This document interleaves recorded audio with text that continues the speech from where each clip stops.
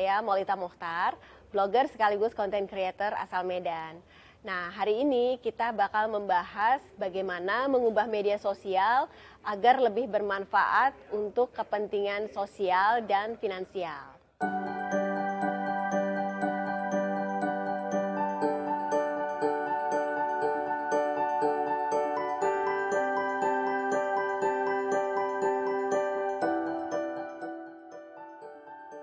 Media sosial adalah wadah untuk bercerita, bukan untuk memberi berita.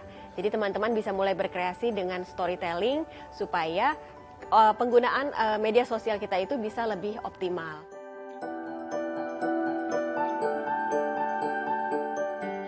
Nah, fenomena media sosial di Indonesia, terutama di Kota Medan, sebetulnya penduduk Medan sendiri sudah banyak yang melek teknologi. Artinya mereka sudah terbiasa menggunakan media sosial dalam kegiatan sehari-harinya.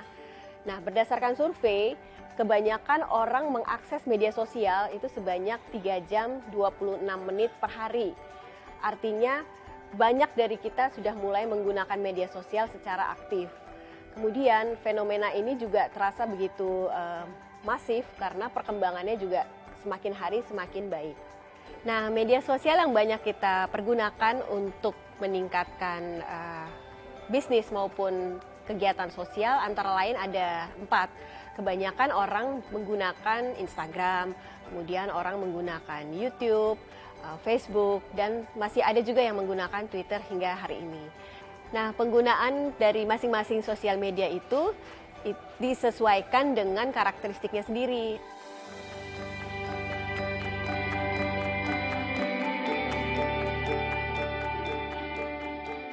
Artinya, untuk jenis-jenis bisnis tertentu mungkin akan lebih sesuai menggunakan salah satu dari media sosial yang tadi saya sebutkan. Nah, media sosial untuk Instagram itu biasanya lebih banyak dipakai untuk para pebisnis di bidang kuliner, di bidang fashion, dan lain-lainnya. Travel juga sama. Kemudian untuk YouTube misalnya itu lebih banyak menyajikan konten-konten yang berkaitan dengan cerita perjalanan, kemudian untuk tutorial masak, tutorial make up, dan lain-lain. Nah, gimana sih cara mengubah media sosial itu menjadi sesuatu yang lebih bermanfaat?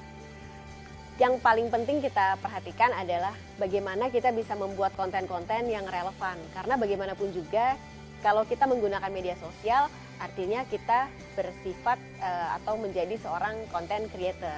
Nah, dengan konten-konten relevan yang selalu kita sajikan di media sosial tersebut, lama-lama akan terbentuklah image atau identity dari pemilik akun.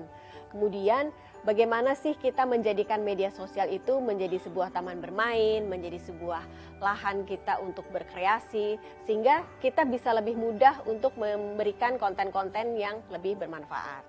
Bagi saya sendiri, saya menggunakan Instagram itu rutin setiap hari. Artinya saya menyajikan konten-konten yang memang apa yang betul-betul saya minati. Saya sering juga menuliskan opini di dalamnya, kemudian saya juga menuliskan kisah atau cuplikan-cuplikan dari perjalanan saya, kegiatan yang saya ikuti, aktivitas event, dan berbagai macam hal-hal yang terkait dengan kehidupan saya. Bagaimana sih kita menentukan nama atau pemilihan nama untuk media sosial kita supaya lebih terkesan profesional?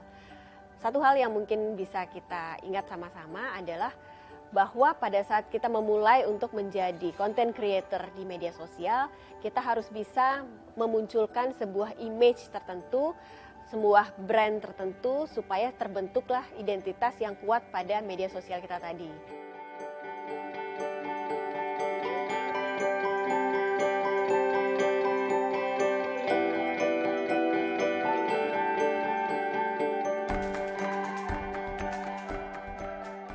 Dengan demikian, orang yang melihat media sosial kita akan langsung tahu bahwa media sosial ini adalah milik si A atau si B.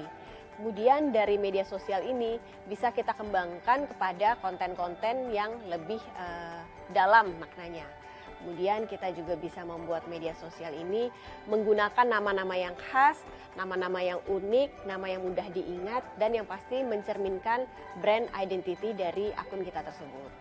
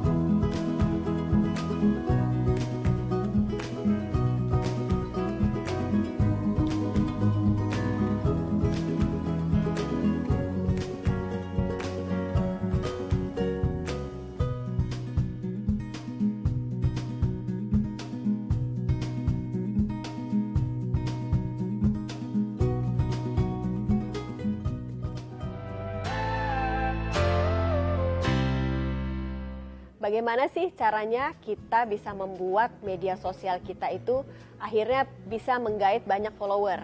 Nah, ini penting nih teman-teman. Artinya pada waktu kita membuat media sosial, misalnya Instagram, pertama kali yang harus diperhatikan adalah bio. Pada saat teman-teman mencantumkan bio di situ harus bisa menggambarkan apa sih brand value yang ingin teman-teman angkat dari situ. Kemudian apa sih yang akan menjadi konten-konten utama yang bisa dicantumkan lewat pemakaian hashtag tertentu.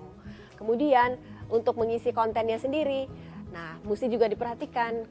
Walaupun kita misalnya punya produk tertentu atau bisnis tertentu, nah kalau bisa itu kita jangan melakukan broadcast secara terus-menerus, tapi bagaimana membuat konten yang lebih bersifat storytelling supaya penggunaan media sosial kita itu bisa lebih optimal. Karena perlu diingat juga bahwa media sosial adalah wadah untuk bercerita, bukan untuk memberi berita. Jadi teman-teman bisa mulai berkreasi dengan storytelling, mungkin bisa menggunakan konsep 70-20-10. Di mana 70%-nya konten-konten kita itu berisi tentang hal-hal yang bermanfaat, sesuatu yang menginspirasi, dan itu betul-betul di luar dari produk atau jasa yang teman-teman punya.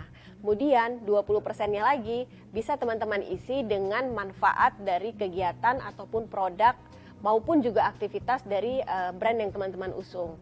Nah, baru 10%-nya itu teman-teman isi dengan fitur produk, keunggulan jasa, dan lain sebagainya. Jadi komposisi itu juga bisa kita perhatikan.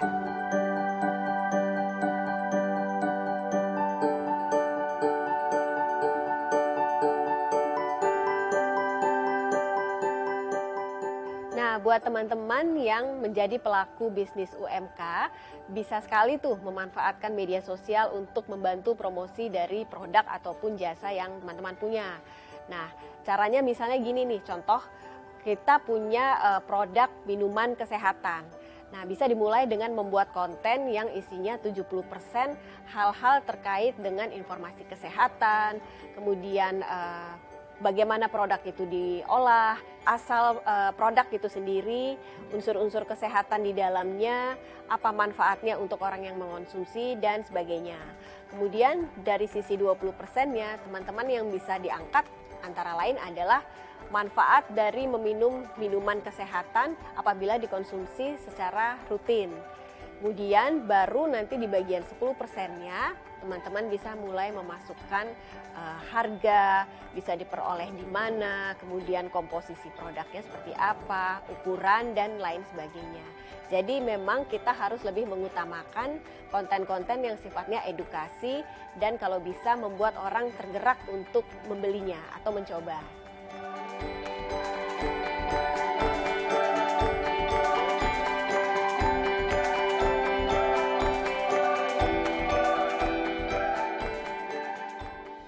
Mengenai penggunaan data analitik, biasanya ini kita kalau main media sosial itu nggak terlepas dari yang namanya data-data analitik. Nah, pertanyaannya kenapa sih penting data-data analitik seperti itu? Kegunaannya untuk apa? Konten-konten yang kita buat sedemikian rupa itu harus ada alat ukurnya. Jadi dengan data analitik kita bisa menilai sudah seberapa jauh pengaruh dari konten yang kita buat tadi dan seberapa besar dampak yang dihasilkan dari konten tersebut. Nah, gimana sih tips untuk kita bisa mengelola data analitik tadi?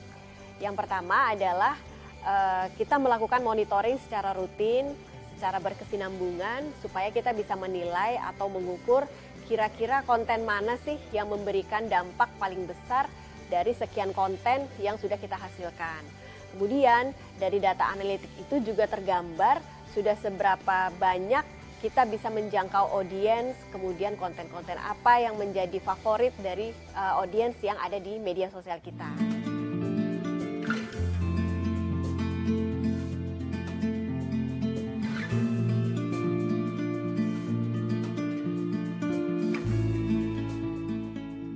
Itu dia tadi hal-hal atau tips bagaimana membuat media sosial kita itu bisa lebih berdampak kepada kehidupan sosial maupun finansial. Nah, semoga apa yang kita sajikan tadi bisa bermanfaat untuk teman-teman semua. Sampai jumpa.